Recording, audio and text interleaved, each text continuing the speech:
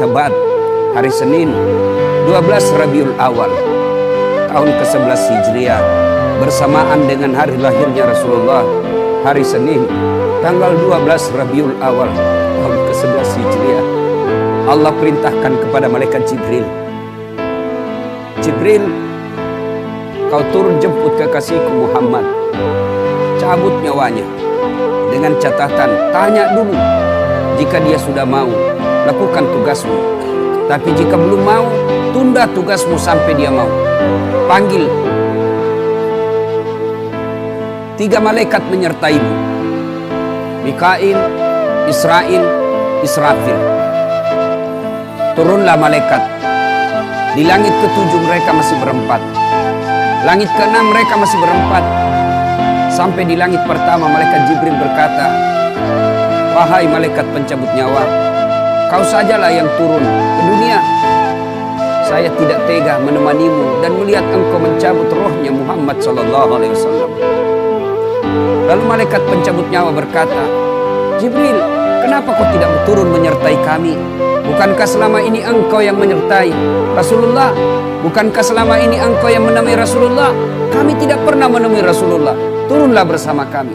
Jibril berkata, maafkan saya tidak betul-betul tidak mampu melihat engkau mencabut rohnya Rasulullah. Turunlah 4 malaikat ini. Lalu malaikat mengetuk pintu Rasulullah, ketuk rumah Rasulullah. Assalamualaikum warahmatullahi wabarakatuh ya Rasulullah. Nabi dalam rumah menjawabnya, waalaikumsalam warahmatullahi wabarakatuh. Fatimah membuka pintu, ternyata tidak ada orang di depan pintu. Rasulullah lalu bersabda, sudah ada di samping saya. Malaikat pencabut nyawa berkata, ya Muhammad, hari ini aku diperintah Allah untuk mencabut rohmu. Menurutmu bagaimana? Kira-kira kalau Bapak ditanya seperti apa jawaban Bapak? Kalau saya ada saat hari ini Allah perintah untuk mencabut rohmu, maka saya akan menjawab, tunggu dulu, istri saya baru 1. Rasulullah menjawabnya, wahai malaikat, 24 nabi dan rasul senior saya, 24 nabi dan rasul pendahulu saya, setelah mereka melaksanakan tugas, mereka pun menghadap kepada Allah. Hari ini saya siap menghadap, tapi saya lihat ini ada keanehan. Apa ya Rasulullah? Mana malaikat Jibril? Kok tidak ada di antara kalian? Mana sahabat saya? Mana Jibril? Malaikat pencabut nyawa berkata, Jibril menunggu di atas langit. Dia tidak datang untuk menyertai kami. Lalu Nabi perintahkan, kau panggil dulu. Ada perkara yang penting yang ingin saya tanyakan kepada Jibril. Setelah itu saya siap menghadap kepada Allah. Naiklah malaikat pencabut nyawa dan berkata kepada Jibril, ya Jibril, engkau dicari sahabatmu, turunlah engkau menyertai kami. Turun malaikat Jibril, lalu ketemu dengan Nabi. Nabi bertanya kepada Jibril, ya Jibril, kalau hari ini aku harus menghadap kepada Allah, tolong berikan saya berita gembira, tolong perdengarkan saya kalimat yang nikmat di telinga saya. Lalu Jibril bersabda, ya Muhammad, saya dapat berita gembira dari Allah. Seluruh malaikat yang pernah Allah ciptakan antri untuk menyambut rohmu ya Muhammad. Apalagi ya Jibril, ya Muhammad, seluruh nabi 24 haram masuk surga sebelum engkau lebih dulu. Meskipun engkau nabi paling terakhir, tapi Allah memberikan garansi dan jaminan haram seluruh nabi dan rasul masuk ke dalam surga sebelum engkau lebih dulu ya Muhammad. Nabi mengucapkan alhamdulillah. Apalagi ya Jibril, ya Muhammad, jika engkau punya dosa dan kesalahan, Allah telah mengampuni dosa dan kesalahanmu. Nabi bersabda, alhamdulillah. Tapi ya Jibril, itu kan saya, itu diri saya. Ya Jibril, saya tidak cemas soal diri saya tidak ragu soal diri saya. Yang saya cemaskan umatku ya Jibril. Bagaimana umatku sepeninggal aku kelak? Subhanallah, Nabi tidak mencemaskan anaknya, Nabi tidak mencemaskan istri beliau, Nabi tidak mencemaskan keluarga beliau. Yang beliau cemaskan umatku ya Jibril. Jibril lalu berkata, baiklah kalau begitu ya Muhammad, nantikan saya. Jibril lalu menghadap kepada Allah. Selang beberapa saat muncul kembali dan berkata, "Ya Muhammad, aku telah mendapat berita gembira dari Allah.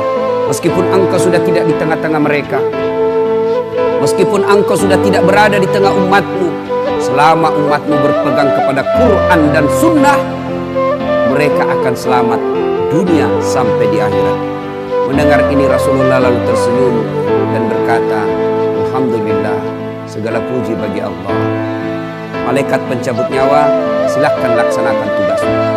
Jibril mundur, majulah malaikat pencabut nyawa melaksanakan tugas dan berkata, kalau bahasa kita, "Ya Muhammad, maafkan saya tidak mampu melakukan ini, tapi ini perintah dari Allah." Lalu Nabi bersabda, "Laksanakan tugasmu, saya pun siap melakukannya." Mundur malaikat Jibril, majulah malaikat pencabut nyawa melaksanakan tugasnya.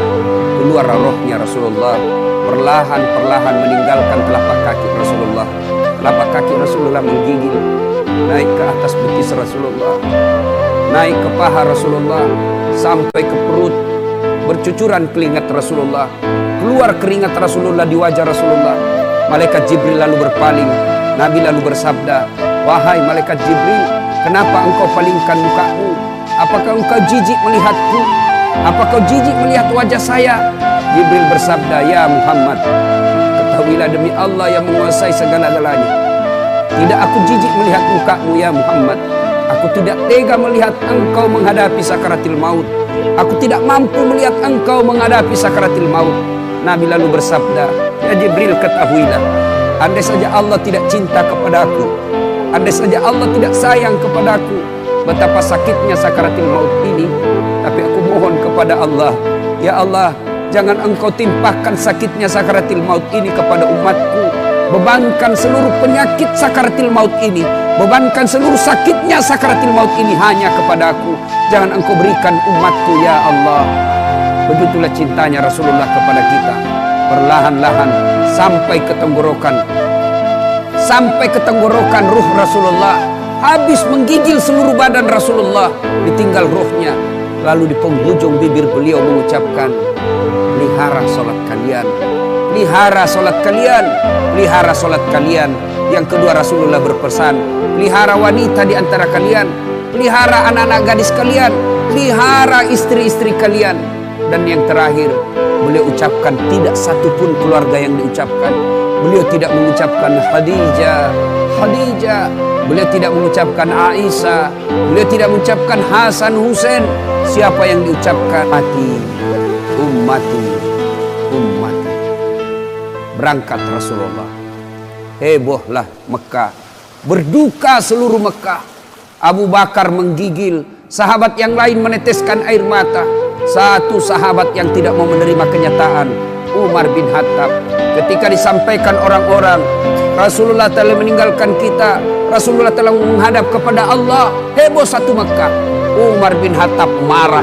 Dia cambuk, dia tarik pedangnya dan berkata, "Siapa yang mengatakan Muhammad wafat, maka aku tebas batang lehernya." Umar tidak bisa, Umar tidak mampu menerima kenyataan Rasulullah berpisah dengannya. Dan Umar mengamuk, "Siapa yang mengatakan Muhammad mati, saya tebas batang lehermu." Tampil Abu Bakar Siddiq berdiri di depan rumah Rasulullah dan bersabda dan berkata, "Siapa yang menyembah Muhammad, sesungguhnya Muhammad telah menghadap kepada Tuhannya. Tapi siapa yang menghadap menyembah Allah, Allah tidak akan mati, Allah akan abadi selama-lamanya." Mendengar ini lunglai seluruh badan Umar, jatuh sempoyongan tidak mampu berdiri. Begitu menyadari Rasulullah telah meninggalkan. Begitulah para sahabat mencintai Rasulullah. Bagaimana cinta kita kepada Rasulullah? Kita lebih cinta kepada mobil daripada cinta kepada Rasulullah. Kita lebih cinta kepada harta daripada cinta kepada Rasulullah.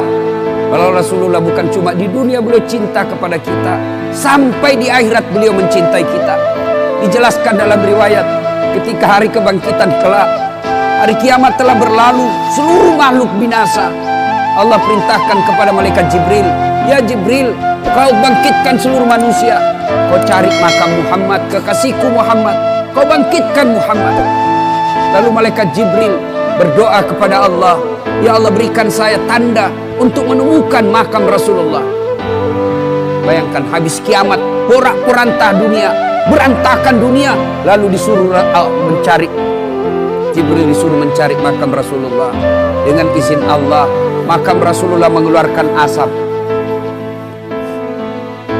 Lalu jasad Rasulullah bangkit.